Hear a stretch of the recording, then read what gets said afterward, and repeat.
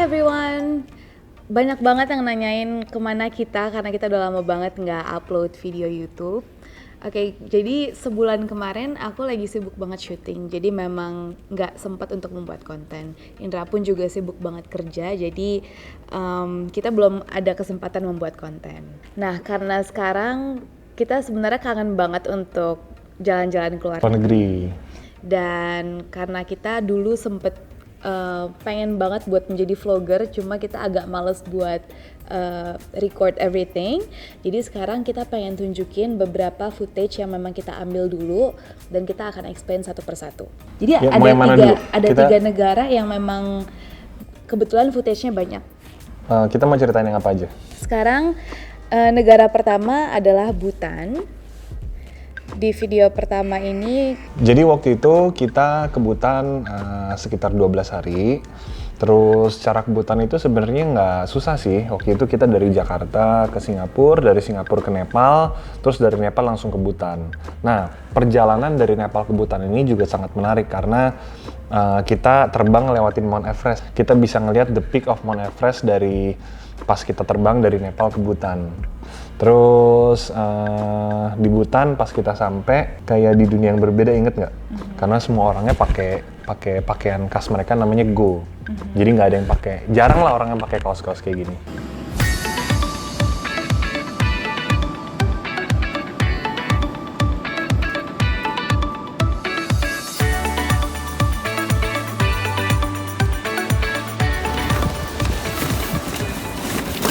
welcome to Bhutan. Setelah perjalanan 1,5 jam dari Nepal, sekarang kita udah sampai di Bhutan dan kita akan naik mobil menuju ke hotel sekitar 1,5 jam lagi. Tapi sebelum kita ke hotel, kita akan berhenti. Where are we gonna stop? We're going to stop at Tachugang. Tamche you can say. Tamche. Yes. It's so hard to pronounce it, but you gotta say it. Yeah, you gotta say it. Yes. It's a beautiful temple. Yes, Yeah. you can see it. Here is, if you look at next time as you pass, we're going to pass through the same looking buildings in Bhutan with the white building with red stripe and the yellow roof. That symbolizes that is a structure that is connected with the Buddhism. So basically temples will be like that. And down below you see the bridge. So this is like the person who settles here in the 14th century. He came from Tibet. Yes, we call him Iron Man in Bhutan because his intention to come to Bhutan was to look for metals. Dan di Bhutan itu jarang banget ada orang yang pakai handphone. Mereka pakainya handphone kayak Nokia atau zaman dulu gitu, karena mereka lebih ingin menikmati alam dan mereka ingin memang laid back kayaknya. Jadi nggak pengen mengenal terlalu dalam tentang sosial media atau teknologi. Jadi di video pertama ada footage kita baru sampai di Nepal. Terus Ini udah di Bhutan nih. Iya ya. Terus kita sampai Bhutan dan akhirnya dalam perjalanan ke hotel kita stop dulu nih di jembatan.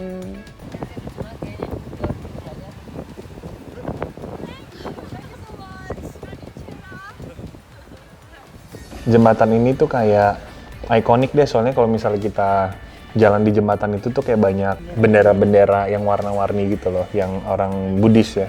Kayak Buddhist flag, bukan dia kayak doa ya, semacam doa gitu ya. Iya, jadi kalian pasti akan sering lihat, apalagi kalau kalian sudah nonton film Everest, mereka tuh selalu naruh bendera warna-warni di jembatan itu sebagai doanya mereka gitu. Dan ini kita di video ini lagi berhenti di salah satu jembatan memang ikonik mereka dan kita lihat bendera-bendera itu sebelum menuju ke hotel. Oke, di sebelah kanan kita adalah jembatan tertua di sini, dibangun di senturi ke-14 dulu sebagai tanda orang-orang kaya membantu yang susah untuk berpindah dari satu tempat ke tempat yang lain.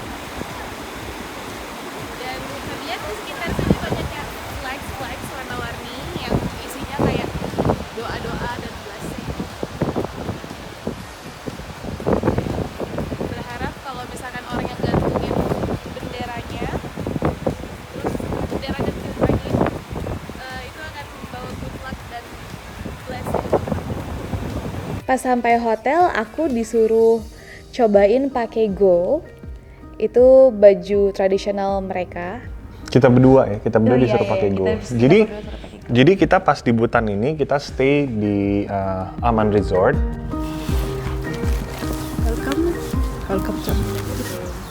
What is it? This is welcome scarf. Thank you.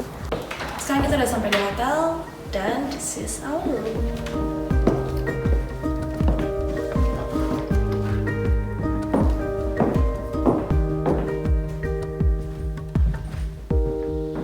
Dan ini adalah alat pemanas tradisional di Butan.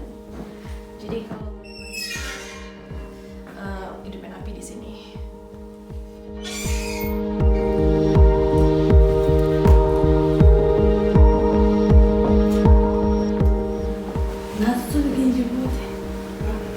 What are you doing?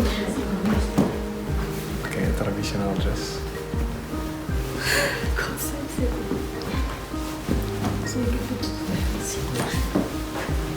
So how do you call the traditional dress here? Go. And what is for women? It is called kira. Kira. Kira? Yes. So I'm trying the traditional dress from Bhutan.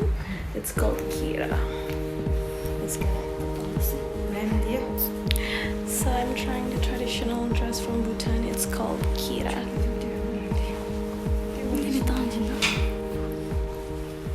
Ya, jadi kita berdua disuruh pakai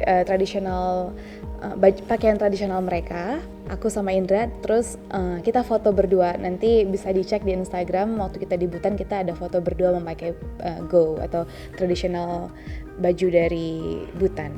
Nah, di Butan ini amannya tuh ada 5 lodge. Yang pertama Aman Kora Paro, terus Aman Kora Timpu, Aman Kora Gangte, Aman Kora Bumtang, sama Aman Kora Punaka. Tapi karena kita waktu itu nggak sempet ya ke Bumtang, karena Aman Kora Bumtang ini jauh, jadi kita cuma ke 4 Aman Kora Lodge yang ada di Butan. Di setiap Aman Kora Lodge ini mereka punya ikonik scenery-nya sendiri-sendiri. Nanti kita akan share fotonya.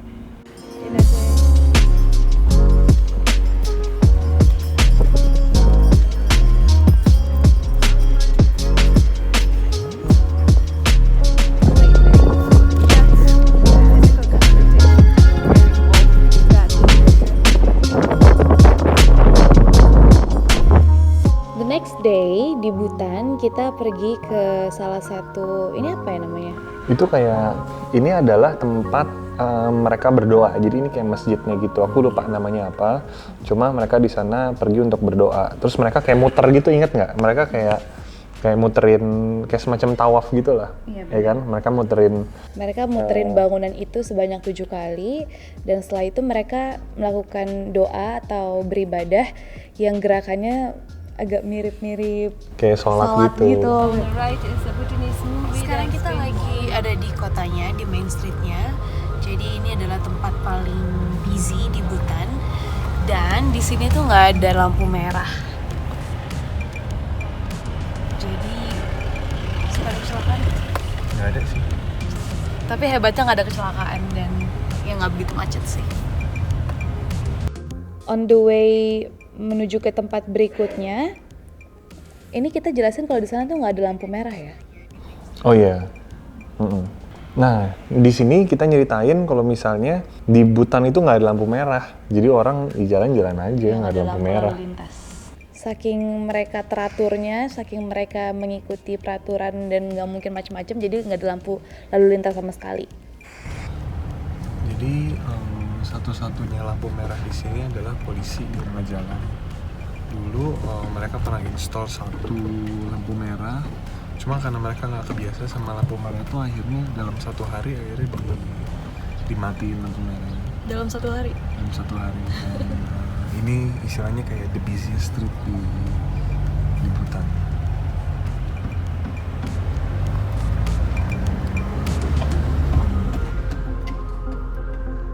Terus hari pertama sore-sore di hotel ada kayak culture show gitu. Nah, culture show-nya ini kalian bisa lihat lucu banget, jadi kayak orang-orangnya pada pakai topeng.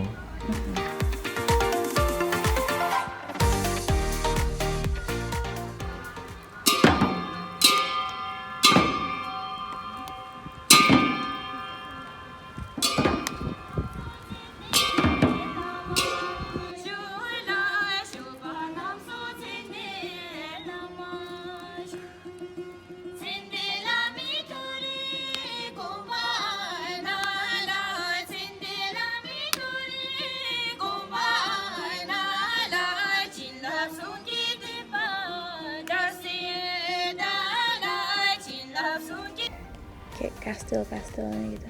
Itu Zong, namanya Zong. Oke, setelah tadi di Amanpoura yang mana ya tadi ya? Terus akhirnya kita pindah ke Amanpoura di daerah Thimphu. Nah di sini, jadi tuh karena mereka nggak ada hiburan apapun, mereka hiburannya adalah memanah. Jadi di Amanpoura Thimphu kita latihan memanah juga, dan ternyata susah banget. Itu di Gangte. Ini di Gangte nih.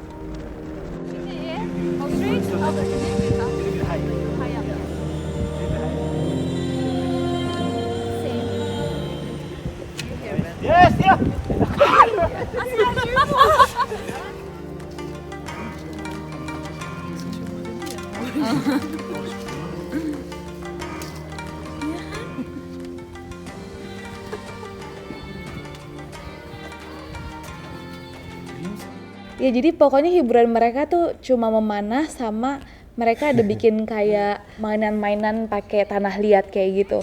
Terus Niki pas mana lucu abis sih. Kayak nggak even nyampe ke ininya. Ke target itu. Iya aku nggak bisa banget sih. Dan harusnya tangan aku lurus tapi tangan aku bengkok.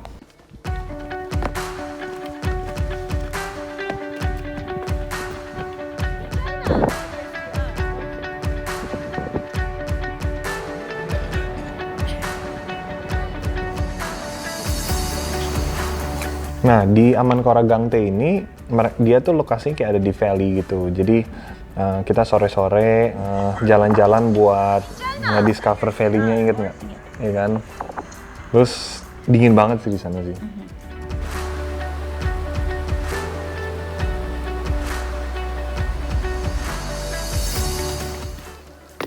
Sayang, where are we going? Going to the hot stone bath with the dogs.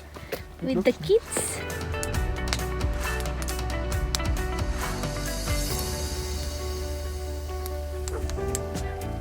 Di sana tuh kayak ada hot bath gitu, jadi kayak direbus gitu.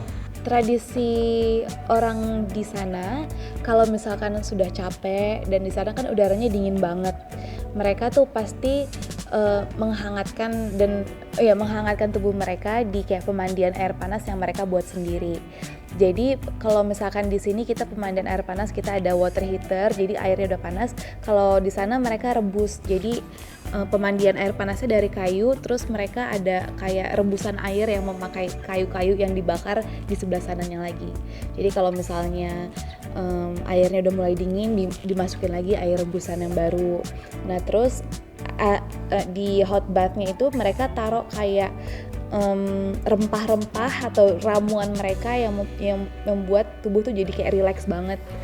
Nah, next video ini kita ke nama tempatnya Tiger's Nest.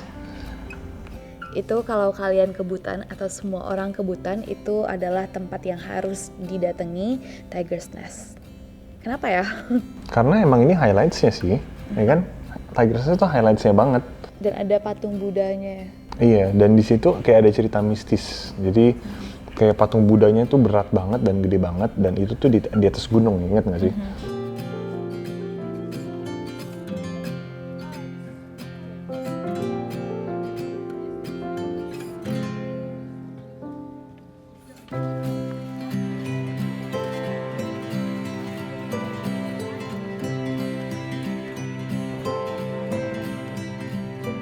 Jadi katanya kalau kata orang Bhutan, mereka percaya patung Budanya tuh bukan dibawa naik, tapi patung Budanya naik sendiri, inget nggak sih? Benar. Ya kan?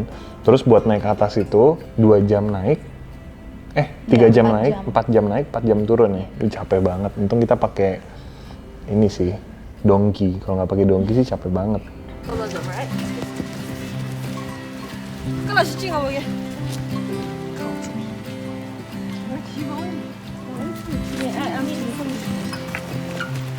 Mana begini berarti gue lebih gitu. 4 jam naik dan 4 jam turun. Nah kalau orang Bhutan ke Tiger's Nest itu seperti beribadah. Jadi mereka rela kayak seminggu 3 atau 4 kali untuk naik ke situ. Dan mereka setiap ke situ bukan pakai pakaian seperti kita atau pakai baju olahraga, sepatu olahraga. Mereka memang pakai go, baju untuk beribadah gitu. Jadi luar biasa banget, kayak kita tour guide kita pun perempuan, kita naik donkey, dia benar-benar jalan kaki 4 jam dari bawah ke atas dan memakai go gitu. Karena mereka udah biasa melakukan itu. Nah, setelah dari Tiger's Nest, kita kan udah 8 jam perjalanan jalan kaki. Hike up.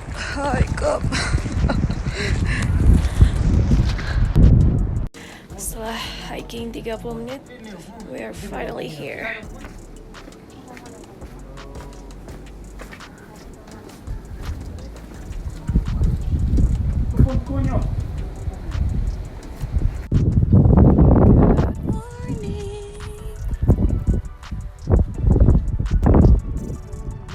Say something. Monaca. Dragon Ball Super. Jangan salah ya, naik donkey-nya itu bukan 4 jam dari bawah ke atas. Naik donkey-nya tuh bener-bener cuma 40 atau 30 menit doang. Sisanya jalan kaki. Donkey-nya pulang. Enggak, kita bisa opsi turunnya pakai donkey lagi, ingat nggak sih? Oh iya. Ya kan, tapi Nggak bisa. Oh, nggak Mereka bisa nggak ya? bisa naik donkey karena donkey-nya terlalu slip. oh takutnya jatuh ya. On the roasted pork rice, crispy. This is my welcome tea. So this is your house? Yes, this. Actually. Oh, welcome to Burmese house.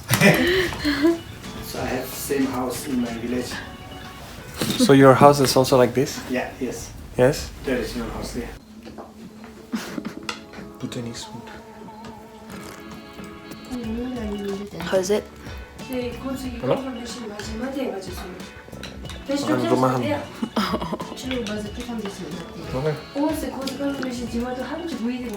Setelah perjalanan 8 jam itu, kita akhirnya disuruh datang ke rumah penduduk. Itu adalah favorit aku sama Indra banget kalau misalkan trip kemana-mana kita datang ke rumah penduduk, karena kita pengen cobain home cooknya mereka. But this maybe is chili and cheese. Oh, this is emadachi, the real emadachi. You get to try from here. Dia makanan khas Butan ya. Iya. Nasinya itu enak banget, gila ya. Apa nama nasinya? Nggak tahu. Jasmine rice ya? Or no? Kita datang ke rumah Butan penduduk yang memang apa ya, desainnya juga memang Butan, interiornya juga Butan gitu. Kalau orang di sana tuh masaknya masih pakai tungku, terus kayak asapnya keluar, apa tuh saya deh? Dari chimney gitu loh keluar. Iya Dan benar. makanan enak banget sih. Terus mereka duduknya nggak ada meja dan kursi, mereka duduknya di lantai pakai bantal. Dan itu enak banget, dingin banget. Terus pas masuk kita dikasih kayak cheese stick gitu, itu makanan snack khas mereka yang gitu. Terus ada Niki waktu itu makan cabenya Butan, kan dikasih 1 jar segini nih. Terus sama dia dihabisin langsung 1 jar sampai malam-malam. Ingat nggak? Kamu mesti mesti diselamatkan oleh orang Butan. Terus makanan khas mereka namanya chili and cheese. Itu literally cuma cheese dan chili. And they eat it with rice. That's all. Ini mantap banget. Ini sorry. Ini mantap banget. Ini mangap mantap.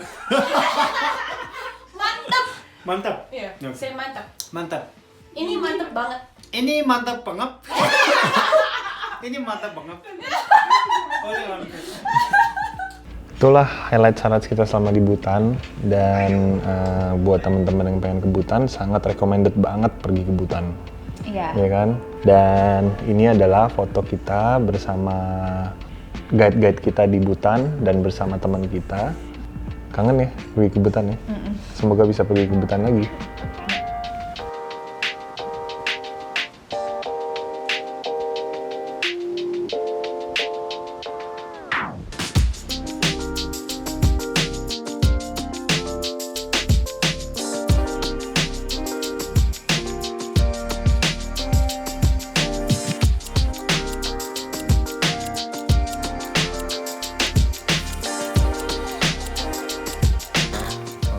Lagi astrologi reading, kita dibacain apa sih hari yang paling bagus kalau misalnya ada important day terus nomor lakinya berapa, dan sekarang lagi dihitungin apa namanya, good name-nya tuh gimana.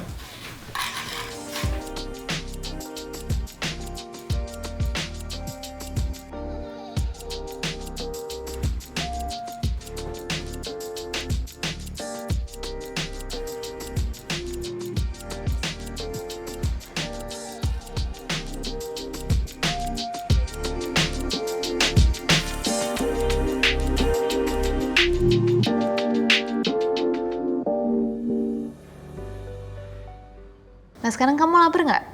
Aku lapar sih. Nah pas banget karena aku lagi pengen masak. Sebentar ya.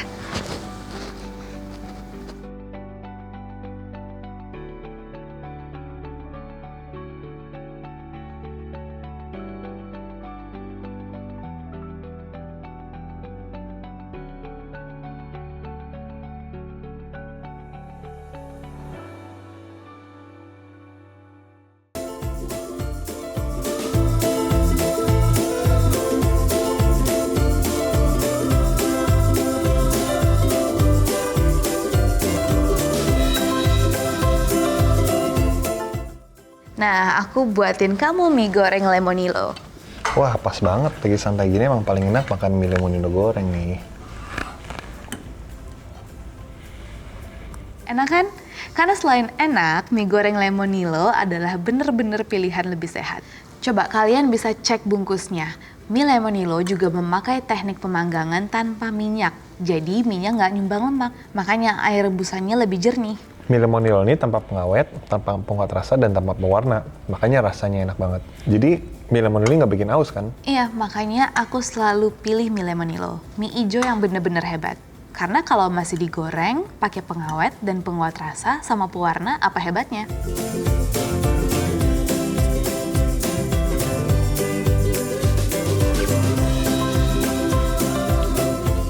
Bener, warna hijaunya dibuat dengan saripati bayam, jadi emang pilihan yang lebih sehat. Jujur, lemonilo selalu memberikan yang terbaik, bukan yang termurah.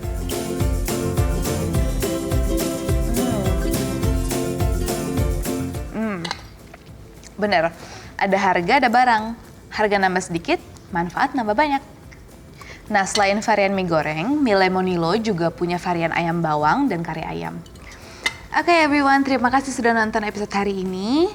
Ditunggu episode-episode yang lain, jadi jangan lupa untuk subscribe, comment, share, and like. Bye-bye. Bye!